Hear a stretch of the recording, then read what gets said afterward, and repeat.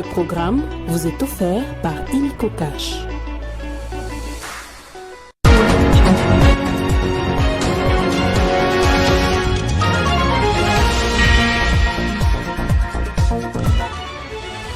Au sommaire de ce journal, agression rwandaise, le cardinal Fridolin Ambongo appelle au dialogue et s'indigne face au désastre humanitaire causé par la coalition AFC M23 soutenue par le Rwanda.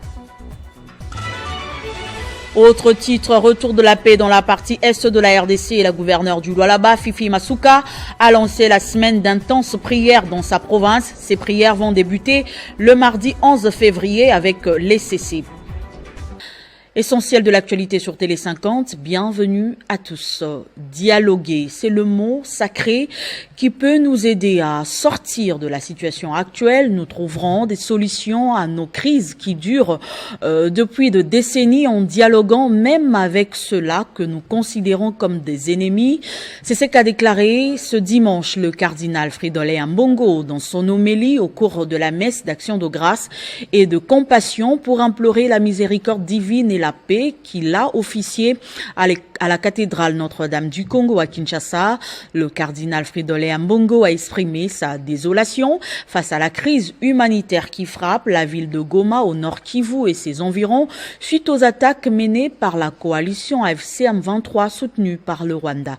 On écoute le cardinal Ambongo.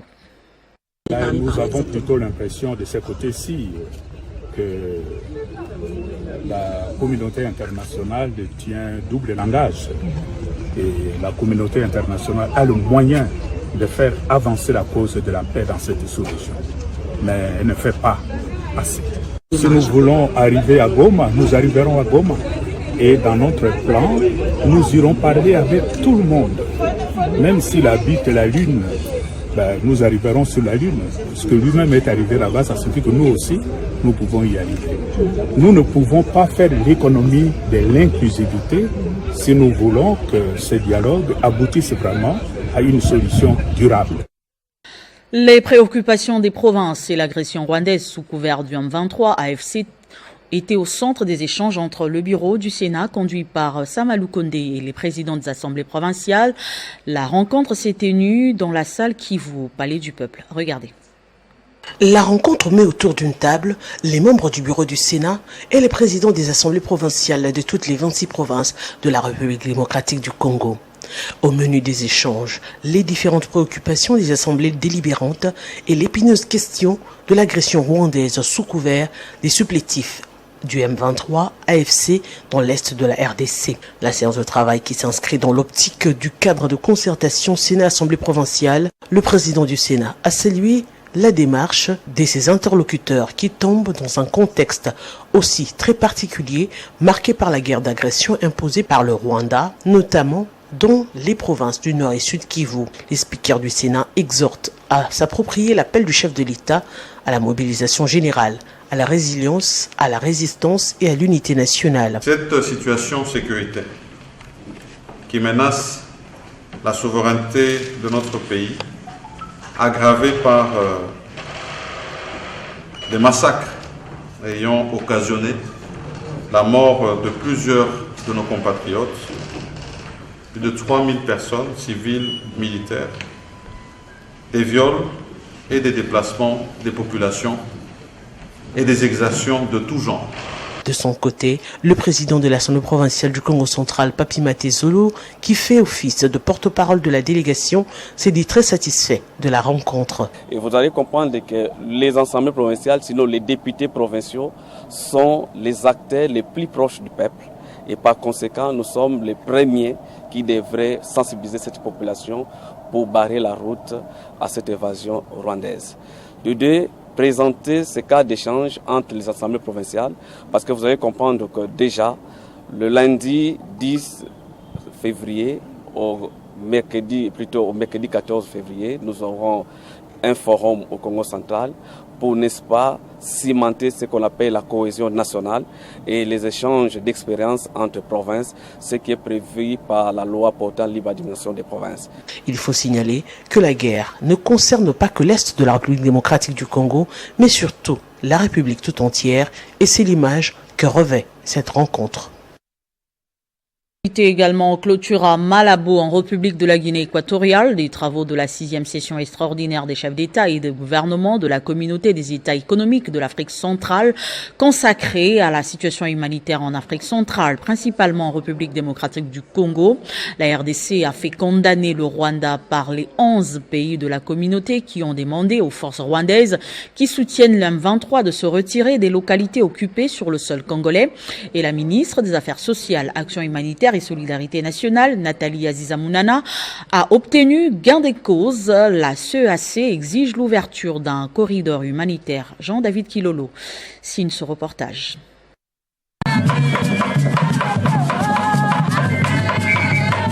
Les rideaux sont tombés sur la 6e session extraordinaire de la conférence des États des chefs du gouvernement de la CEAC qui s'inscrit dans le cadre du Conseil de paix et de sécurité de l'Afrique centrale, COPAX en sigle, consacré exclusivement à la situation de la crise humanitaire qui prévaut en Afrique centrale. À cette 6e session extraordinaire, le ministre de l'intégration régionale, Didier Manzenga, a représenté le chef de l'État, Félix-Antoine Tshisekedi Tshilombo. Dans la suite de la délégation de la ministre des Affaires sociales, Action humanitaire et Solidarité nationale, Nathalie Aziza Mounana, a sollicité à la communauté l'ouverture d'un corridor humanitaire. C'est une victoire pour les plaidoyers de la République démocratique du Congo qui s'est matérialisée.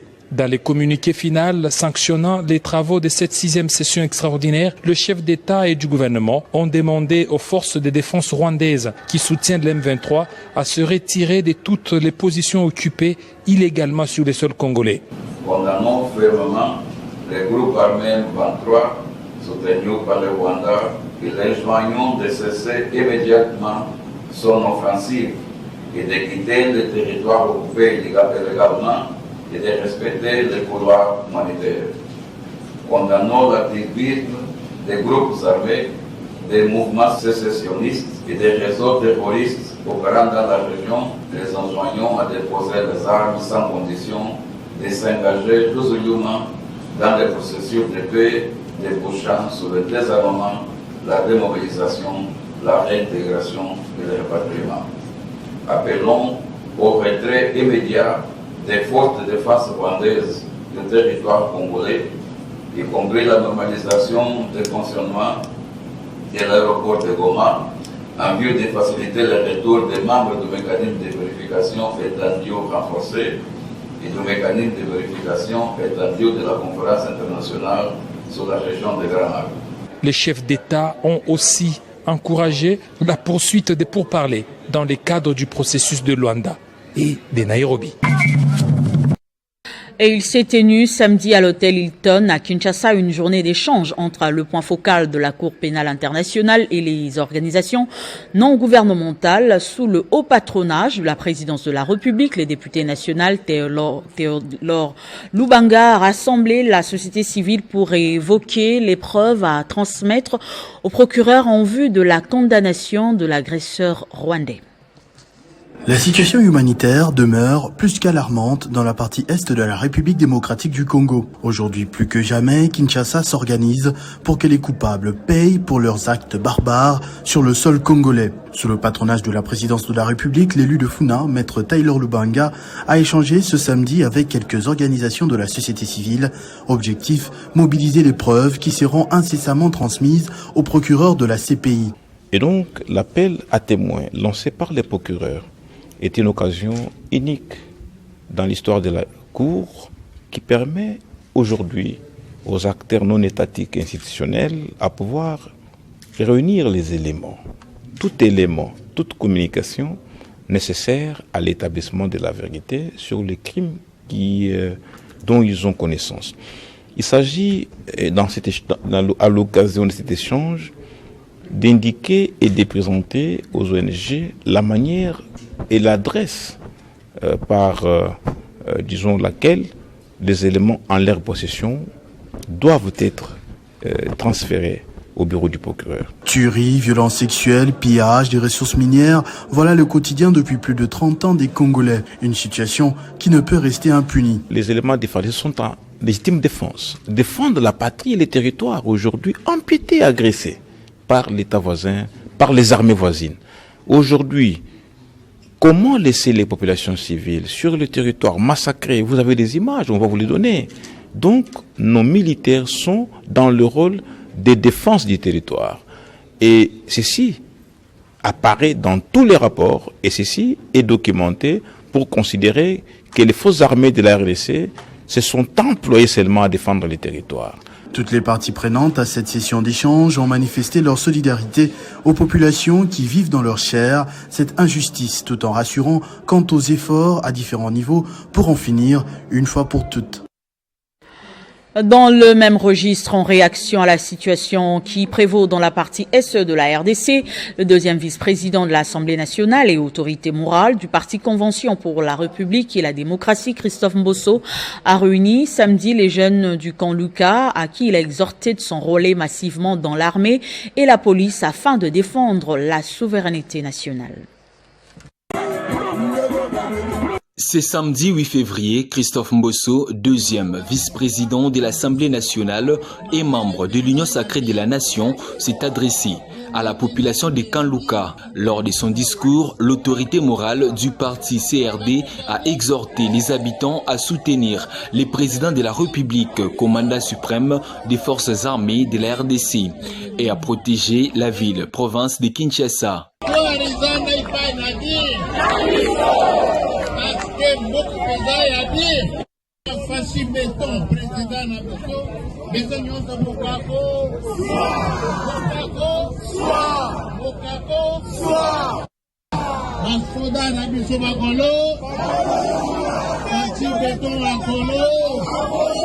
Christophe Mbosso a également lancé un appel aux populations des autres provinces, les incitant à défendre le pays face aux menaces extérieures. Il a particulièrement insisté sur l'importance pour les jeunes de s'engager dans l'armée et la police afin d'assurer la sécurité et la souveraineté nationale.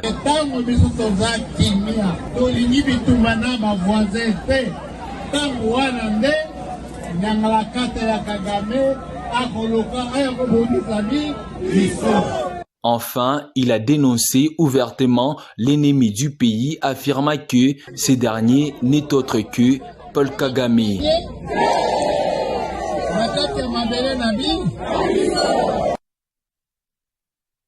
Je l'annonçais au sommaire, agression rwandaise dans la partie est de la RDC et la gouverneure du Lualaba multiplie des actions pour que ses compatriotes recouvrent la paix. Samedi, Fifi Masuka a rassemblé les responsables des confessions religieuses en marge de l'organisation de ce qu'elle a dénommé la semaine d'intenses prières pour la paix à l'est du pays.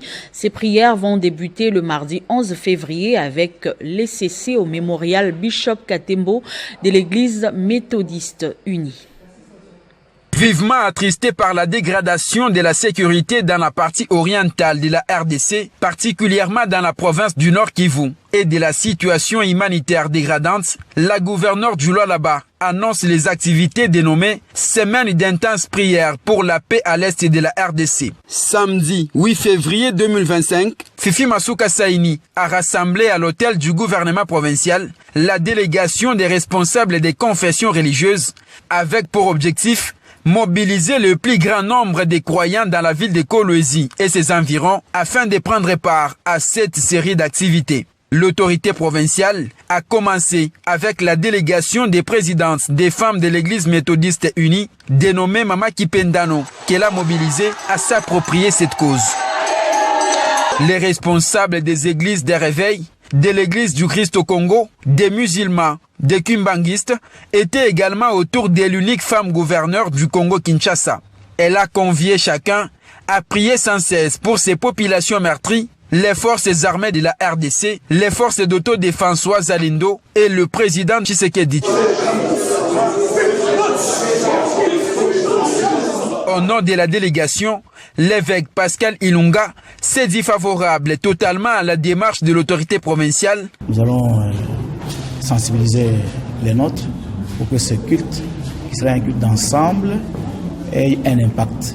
La gouverneure Masuka a peu après réuni les présidentes des femmes musulmanes, des femmes de l'église du Christ au Congo, des églises des réveils, kimbanguistes et d'autres.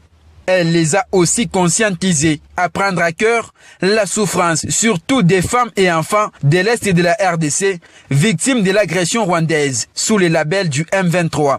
Hatutaacha kukata kitumaini juu ya vile tuko na maproblème kuest. Et puis le gouverneur du Sud Kivu, le professeur Jean-Jacques Pouroussi, annonce l'ouverture des enquêtes urgentes pour faire toute la lumière après les incidents qui ont causé mort d'hommes à Kavumu, au nord du territoire de Kabaré. Il appelle cependant la population à vaquer librement à ses occupations et rassure que les forces armées congolaises et les Wazalendo veillent sur la ligne de front à Calais. Quelques heures après avoir été alertés des événements malheureux survenus à Kavumu, à 30 km au nord de la ville de Bukavu, où des individus armés ont fait éruption dans un bar, tuant des civils et blessé d'autres, le gouverneur du Sud Kivu, le professeur Jean-Jacques Pouroussi Sadiki, a convoqué en toute urgence les membres du Conseil provincial de sécurité. Objectif, étudier la question en profondeur et comprendre les circonstances. Au bout de la réunion, plusieurs mesures ont été prises, notamment la mise en place d'une commission d'enquête qui va aboutir à l'organisation d'un procès. Et cette commission d'enquête va commencer son travail dès ce soir. Immédiatement, nous allons détecter les personnes qui sont responsables de ces violations des droits de l'homme, et ces personnes seront traduites devant la justice. Et je tenais à annoncer ici que lorsque nous allons mettre la main sur ces inciviques, nous allons immédiatement organiser des audiences foraines afin que ces personnes soient immédiatement jugées sur les lieux de l'incident. L'autre point chaud abordé au cours de ces conseils, c'est la campagne d'intoxication lancée par l'ennemi pour faire croire à l'opinion qu'il avancerait en prenant certaines autres entités du territoire de Calais. Le gouverneur du Sud Kivu, Jean-Jacques Pouroussi Sadiki, rassure ses administrés que la situation sécuritaire à Calais est sous contrôle des forces armées congolaises, les FARDC et des Wazalendo. Sur instruction du commandant suprême des forces armées de la RDC et de la police nationale congolaise et chef de l'État, Félix-Antoine Tshisekedi Tshilombo, des stratégies sont bien en place pour récupérer les quelques localités aux mains de l'ennemi. N'ayons pas peur. Continuez à vaquer à vos occupations, à aller à l'école, à enseigner. Et moi-même, en tant que professeur, je vais commencer mes cours demain. Et donc, il n'y a vraiment pas de problème, que les gens ne s'inquiètent pas. Il y a l'intoxication, mais on ne doit pas céder à l'intoxication de l'ennemi. Voilà un peu ce que je voulais passer comme message avec le Conseil de sécurité restreint ici réuni. Le gouverneur du Sud Kivu, le professeur Jean-Jacques Pouroussi Sadiki, a mis en garde ceux qui tentent de démoraliser la population, précisant qu'ils subiront la rigueur de la loi. La reprise des activités au marché central de Kinshasa, Zando, est conditionnée par la réhabilitation et la modernisation des avenues tout autour. Samedi, le gouverneur de la ville de Kinshasa, Daniel Bumba, a visité tous les axes concernés par ces travaux depuis le dernier passage du chef de l'État. Le numéro 1 de la ville, qu'accompagnait le directeur général du BCECO, Jean-Mabi Moulumba, est plutôt satisfait de l'évolution de tous ces chantiers qui tient surtout au respect de délais impartis aux entreprises qui exécutent ces travaux. C'était un samedi marathon pour le gouverneur de la ville-province de Kinshasa. Daniel Bumba, qu'accompagnait le directeur général du bureau central de coordination, Jean-Mabi Moulumba, a inspecté les travaux de réhabilitation et modernisation des artères qui donnent accès au grand marché de Kinshasa, communément appelé Zando. Le numéro 1 de la ville et le DG du BCECO étaient d'abord sur l'avenue Kasavubu, tronçon compris entre Commerce et Rwakading. Ici, les phases d'assainissement et d'écurage des caniveaux sont presque finies avant la pose de la structure et l'écoulage du béton qui doivent intervenir dans les prochains jours. Bonne évolution aussi sur l'avenue Rwakading avec les travaux de construction du collecteur des eaux usées et des pluies, tronçon compris entre Kasavubu et Bokassa. Un travail intense s'est fait ici afin d'évacuer les eaux vers les fleuves Congo. Sur l'avenue du Plateau, la construction des caniveaux et le décapage de la chaussée ont débuté. Safrimex, l'une des entreprises ayant la charge d'exécuter ces travaux, se veut rassurante. Il y a plusieurs contrats, chaque contrat a un délai. Normalement, les 5 artères, par exemple, autour des marchés centraux, nous avons un contrat de 6 mois. Marché chantier Kasavubu, c'est un délai de 12 mois. Chantier Kabambar aussi, c'est 12 mois. Bokassa aussi, je crois que c'est 12 mois. Le gouverneur de la ville-province de Kinshasa dit avoir constaté une nette démarcation 3 semaines après le passage du chef de l'État sur ces artères, Daniel Bumba invite les Kinois à la patience. Il faudra souligner ici que tous ces tronçons soulignés sont maintenant sous contrat avec l'accompagnement du BCECO qui nous appuie par un financement, un accompagnement du gouvernement central. Et nous remercions beaucoup les chefs de l'État quant à ce. Et c'est très historique parce qu'il y a des routes aujourd'hui qui vivent la réhabilitation ou carrément la reconstruction, la construction après des décennies et des décennies. Nous pensons que comme le chef de l'État l'a promis dans ses 6 engagements et ses 3 initiatives présidentielles, qu'il tient à l'assainissement des villes et il nous a démontré vraiment que la voirie de Kinshasa lui préoccupe. Je profite de l'occasion pour apaiser les Kinoises et Kinois, que tout est bien pris en charge. Je pense que dans les délais dits ici, nous aurons en tout cas une voirie qui nous permettra de désengorger plusieurs artères pour que nous puissions solutionner la problématique des embouteillages que nous vivons. Et une fois terminées, ces avenues vont désengorger à coup sûr les centres-villes et l'accès sera facile au grand marché de Kinshasa. Et au cours du forum Africa Indaba Mining, le gouverneur du Tanganyika a eu l'occasion d'exposer sur plusieurs tribunes. Christian Kitunga est revenu sur les potentialités de sa province au cours de la soirée VPN Work qui regroupe des investisseurs et hommes d'affaires de différents horizons. Organisé en marge du Forum africain Mining Indaba qui se tient à Cape Town en République sud-africaine, le gouverneur du Tanganyika, Christian Kitunga Muteba, a pris part active à la soirée VP Network, une tribune d'échange au cours de laquelle le chef de l'exécutif provincial du Tanganyika a magistralement présenté devant les opérateurs miniers, chefs d'entreprise et plusieurs autres décideurs les potentialités que regorge la province du Tanganyika dans divers domaines, avec un accent particulier sur les ressources minières. Doté d'une potentialité minière exceptionnelle, d'opportunités touristiques exploitables et d'un environnement propice aux affaires. Avec tous ces atouts, notre province se positionne comme une destination d'investissement de premier choix. Le Tanganyika est riche en ressources minières, notamment de l'or. L'or qui est actuellement produit dans les territoires de Nyuzu et de Moba. Tout en dénonçant la guerre injuste imposée à la République démocratique du Congo par ses agresseurs, Christian Kitunga Muteba a rassuré de la volonté ferme du chef de l'État Félix-Antoine Tshisekedi Tshilombo, celle du maintien de la paix et de la sécurité sur toute l'étendue du territoire national. Tout le monde le sait, notre pays, la République démocratique du Congo, traverse actuellement une période difficile, victime d'une agression injuste. Cependant, sous l'impulsion de son Excellence Monsieur le Président de la République, son Excellence Félix-Antoine Tshisekedi, nous sommes fermement engagés à résoudre et restaurer la paix et la stabilité. Néanmoins, dans ce contexte dramatique, le Tanganyika reste une province sûre et pleine d'opportunités. Cette rencontre d'affaires a permis aux patrons du Tanganyika d'échanger avec les participants, les inviter à visiter la province et explorer les opportunités bénéfiques dans différents secteurs. Dans la province du Olomami, le gouverneur Banza Mouloumé Marmont a assisté à l'incinération d'un lot important de chanvre, un produit toxique à la santé humaine. La province reste déterminée à détecter tous ces produits nuisibles à la santé dans l'entité.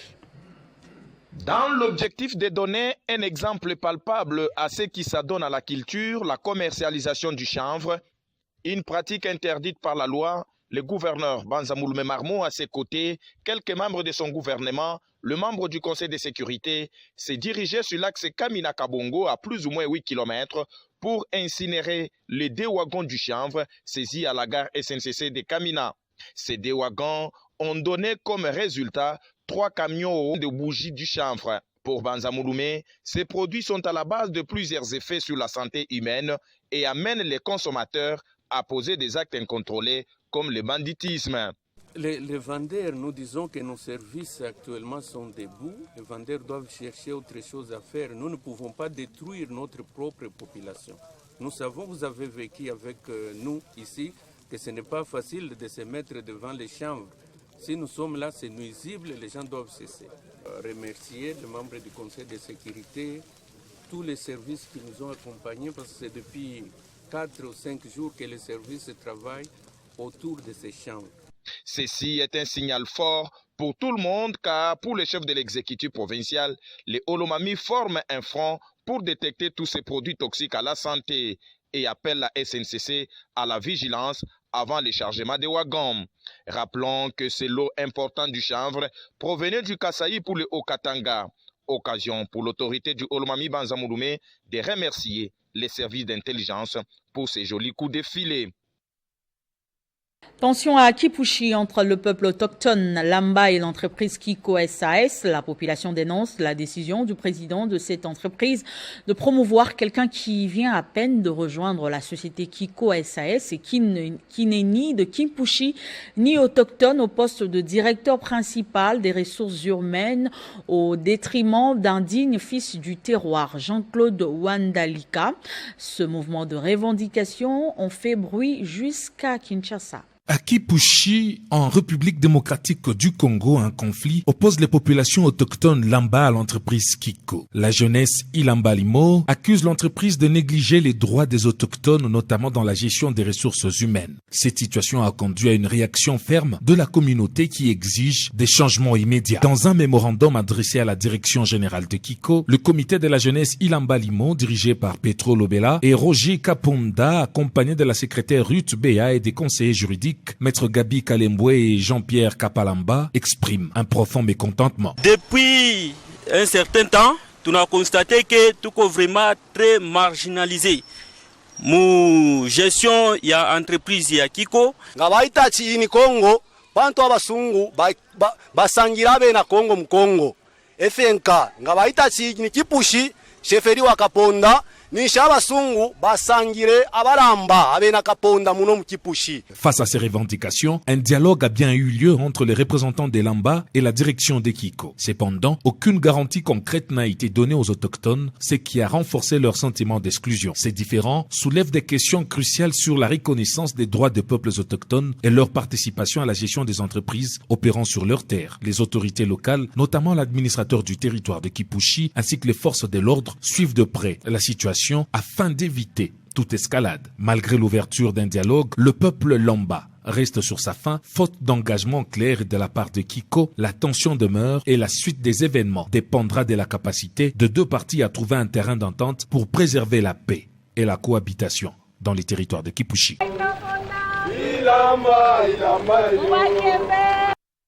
Dans l'actualité également, bref et en images, Sam Nujoma, fervent défenseur de la paix, tout premier président de la Namibie, s'est éteint à l'âge de 95 ans après une longue hospitalisation. Surnommé le père de la nation, Sam Nujoma a conduit la Namibie à la démocratie et à la stabilité après une longue période de domination coloniale par l'Allemagne et une guerre d'indépendance contre l'Afrique du Sud. En tant que leader du mouvement indépendantiste, il a passé près de 30 ans en exil avant de rentrer au pays pour les élections parlementaires en 89. Ce premier scrutin démocratique du pays a conduit à son élection en tant que président quelques mois plus tard, en 90, alors que l'indépendance de la Namibie était confirmée, une fonction qu'il occupera pendant 15 ans, jusqu'en 2005. Ce journal est terminé. Place au rappel de titres.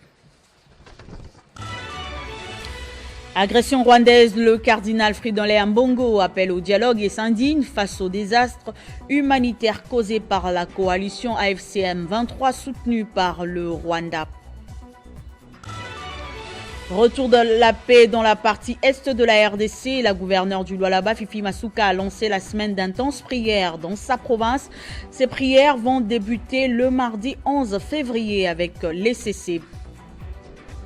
Merci de votre attention soutenue. Je vous retrouve lundi à 19h pour la grande édition du journal et mardi à 18h pour le grand magazine Kinshasa Direct avec le même plaisir. À très vite.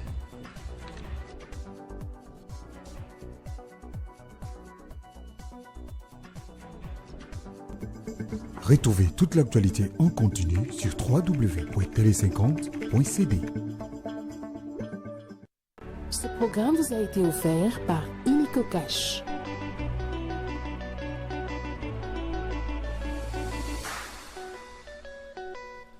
La Direction générale des recettes de Kinshasa, DGRK en sigle, rappelle aux contribuables personnes physiques et morales assujetties à la retenue sur loyer que l'échéance pour s'acquitter de leurs obligations fiscales mensuelles du mois de janvier est fixée au plus tard lundi 10 février 2025. À cet effet, les contribuables personnes morales relevant de la direction des impôts et personnes physiques relevant des directions des recettes de Gombe, Limité, Ngalié Manor, Kinshasa et Barumbu doivent souscrire leur déclaration en ligne via les portails https://e-dgrk.com. Le non-respect de cette échéance entraîne l'application des amendes prévues par les dispositions légales et réglementaires en leur matière. Notez bien, celui qui paye mal paye double. Faites à Kinshasa le 5 février 2025. Message signé Bitalo Moko Bonkai Edi, directeur général.